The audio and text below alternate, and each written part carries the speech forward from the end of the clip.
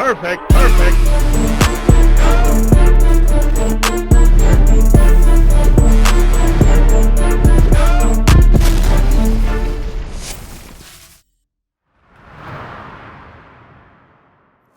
You gotta express your truth. It didn't start from the initial disagreement. No.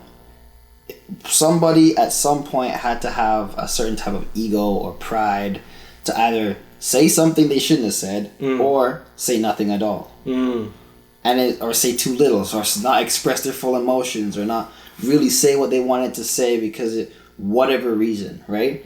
And you gotta express your truth. And I was watching TikTok today actually, and this guy I can't remember his name. I wish I remembered his name, but he said something super profound, and it was like, just be truthful and be like forthright in relationships, platonic or not, and you're allowing that person to make a choice by you lying or you being dishonest or you doing whatever. You're stripping your partner or your friend or that relationship from advancing the way it should, really, in a very authentic way. Right. Because say it's like, I like the color red. Yeah. Right. You like the color blue, but because you told me blue first, I'm like, yeah, I kind of like blue too. Now every time you see blue, you're gonna think of me. For what? When my favorite color is not actually red, it's purple. But like, and then now you have resentment because why did I change my favorite color? Yeah. It's your fault. It's my fault. I told you it was blue. Right? So you by not expressing your part, your truth, later on you start to create kind of these like little air pockets within relationships where it's no longer like airtight. You know what I'm saying? And then on your end, you think everything is all good. Right. Like that's one of the most frustrating things is when people don't communicate. Is the one of the most and I sometimes I understand where it comes from, because some people, including myself to a certain degree, don't like confrontation. Like, if it's possible to not like check somebody about something, I would prefer to not do it. Same. But at the same time, if there's an issue, like a genuine issue that you have, if like you not expressing that issue is literally robbing both of you from having a healthy relationship, because now in your mind there's something wrong, but then you're not going to say it, so you're assuming that the other person is going to magically find out what they're doing wrong and correct it. The other person thinks everything is fine and dandy, so they're going to expect you to act like everything is fine and dandy, and then when everything hits the fan, then you're going to blow up like immense proportions. Because you've been holding this bottling emotion for so long, it's going to snap eventually. This person's going to act like, where the hell did that come from? It came out of nowhere. It didn't come out of nowhere. It's because you've been holding it for the last 3 years. I'm going to share something with y'all that was shared with me a long time ago. I think I was in high school. I was one of my mentors at the time that said this. He said, deal with something as an egg before it hatches and turns into a monster.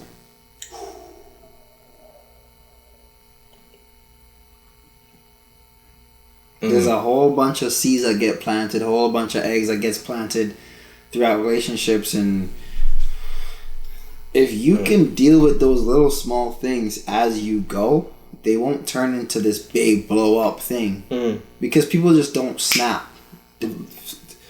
That is a gem. That is a gem right there. I think too many people actually just lose.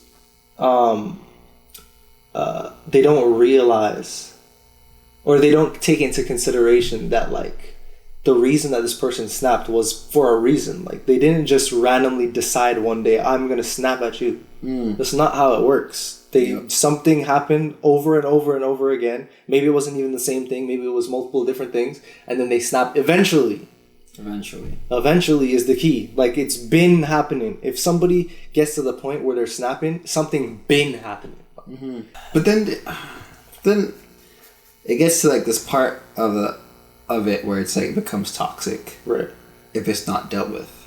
And that's what I was gonna ask too, because it's like it's easier to say, and it should be like what we're talking about. Deal with it as an egg before it becomes a monster, and you should, and that's the most optimal way of dealing with issues. But it's easy to say that because that's so like theoretical. But like, if it does turn into a monster, how do you deal with that though? Do you know what I'm saying? Like, if now you have a monster. Not, I'm actually asking a question, but like, if now you have a monster and you're dealing with the monster, right? Mm. And it just boils into this thing. From what I observe, I don't know if it's the solution or whatever I'm talking about, but like from what I observe, once it gets into monster mode, people tend to obviously feel attacked, obviously. So their defense modes is either to retract or to become a monster themselves and fire back. What's your experience? Like, what would you classify as like a monster situation? So if let's just say, let's take the argument because we're talking about arguments and stuff.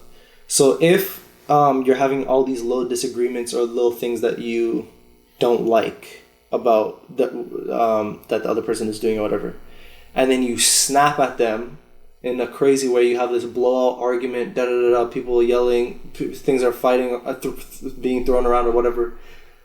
It might not get to this point, but just to like make it an exaggeration of a situation, it gets into an abusive relationship, right? Monster situation. And it's a really tricky situation and it's really sad too, because in the past, maybe 3 months, I've but like 2 different people have told me that they've actually been in abusive relationships recently. And even a third one, it's more of a speculation. I don't know exactly, but the way she talks about it, I feel like it might be. So almost 3, like, so. Bro, it's so common. It's actually gross. It's actually crazy, and I knew it was a problem, but like didn't think it was that frequent. Like, it's crazy. Like, wow. Dude, people are really like, listen, if throwing hands in relationships, like, that's crazy. If you guys need like help, like there are resources, for that, and it's a difficult situation, absolutely to be in, especially with someone that like you feel like you love. It can be confusing because you might start to like feel resentment, but you still love this person. You feel like you can change them. Once someone puts their hands on you, it's only gonna get worse.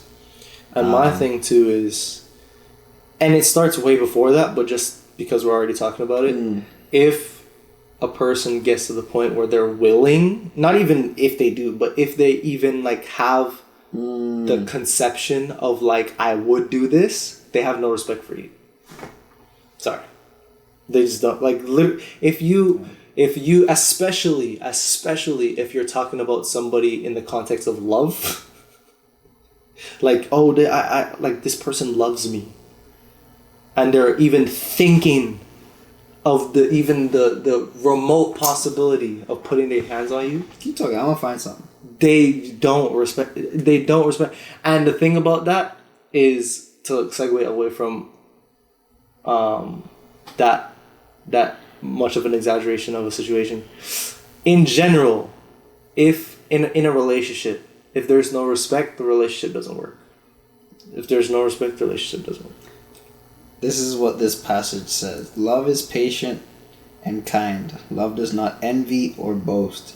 It is not arrogant or rude. It does not insist on its own way. What did we just talk about? Disagreements? Alright. It is not irritable or resentful.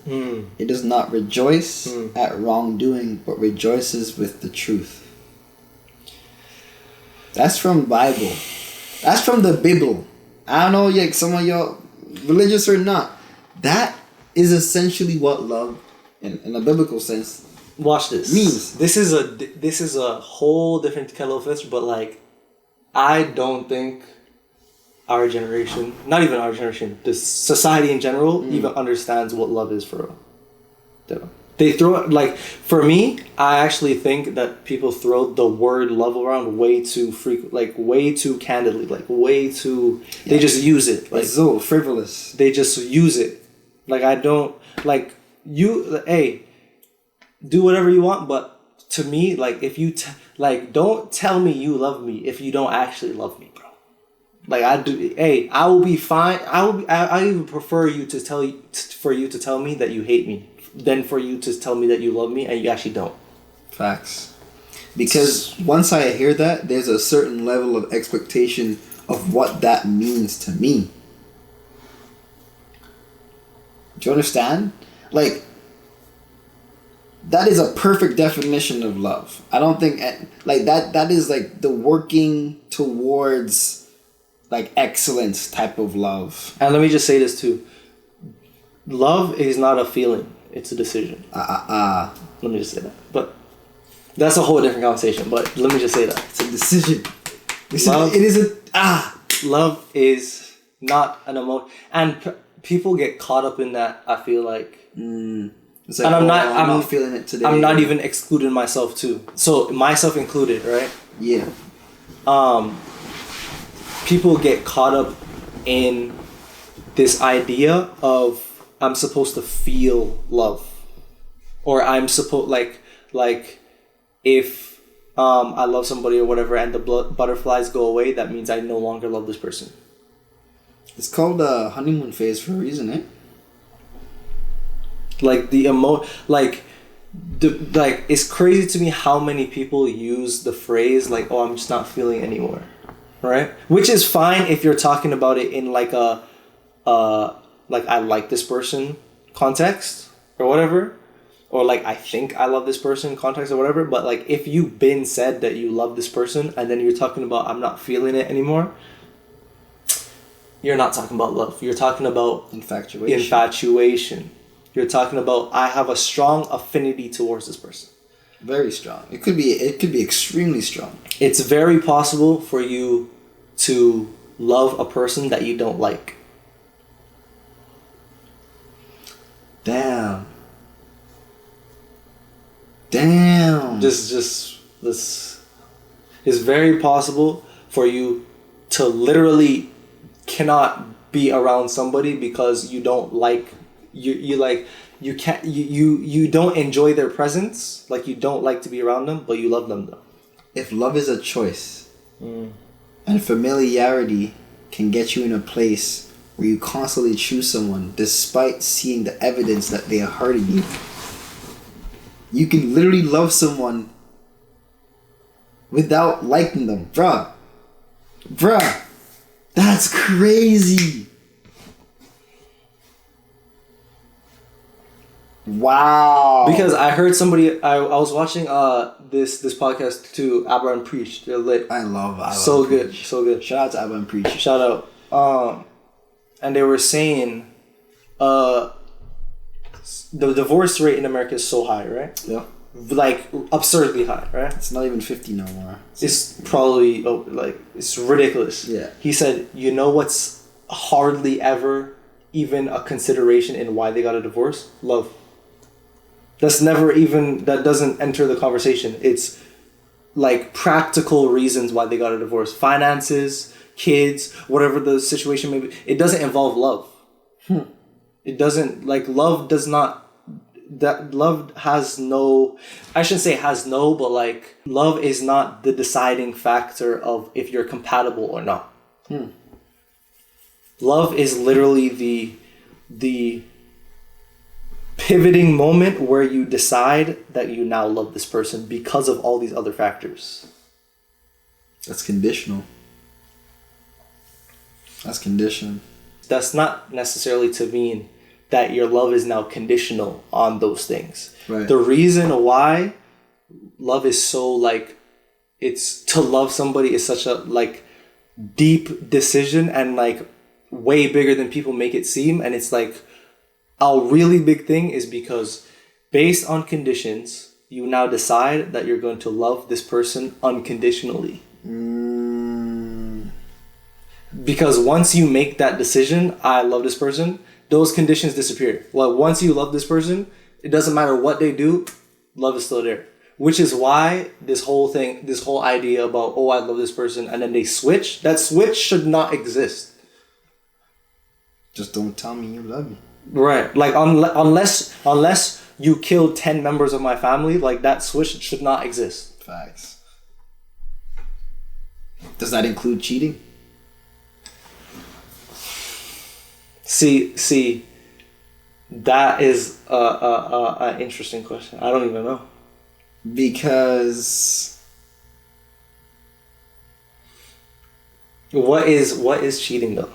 That's a good question. Because I think cheating is like, I guess, different for everybody, really.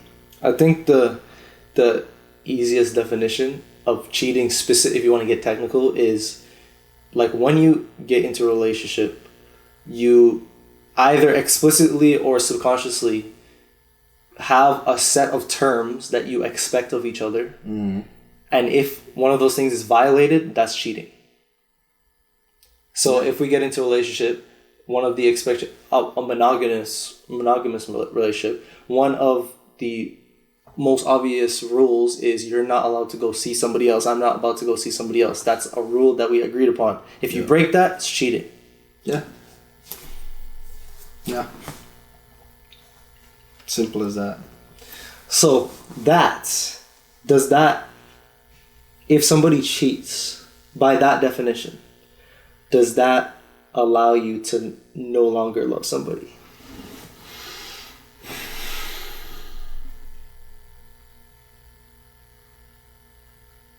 It's a choice, right? And if you say, I don't know, because the thing is, I feel as though I would be forgiving if I actually really love somebody to like work it out. Because I wouldn't put myself in a position to be with someone that I actually didn't care about. So then, in that scenario, like, I know I care about them enough to possibly, maybe, depending on how things are going, like, work it out. Depends on how it happened, too. And what the response is from my partner. Like, if it's, like, just disregard for human, like, my feelings or anything. It's just, like, no regret, no remorse, like... Because I think that's where I thought I love you comes into play. There was a point. I feel like most people have either experienced this or will experience this, where you feel like you love somebody, and then you experience something different. I didn't say better. Notice I didn't say better. I said different. That those differences can cause you to realize weaknesses, strengths, gaps, shortcomings, victories, high points in yourself. Mainly, you don't know what the other person's thinking, and so like over time, I feel like I've become better at like, one, knowing, what I want, two, knowing myself like way more in terms of, okay, these are the gaps. This is what it should feel like. This is what I hope it feels like. But then as you go on, it's hard to base that like your first love or whatever, and then put it onto something else. Like it's impossible. Projecting. Yeah, you're projecting, and no relationship can be the same. Yeah, ever, even if it's with the same person. I feel like you never know until Facts. Until you know. Facts.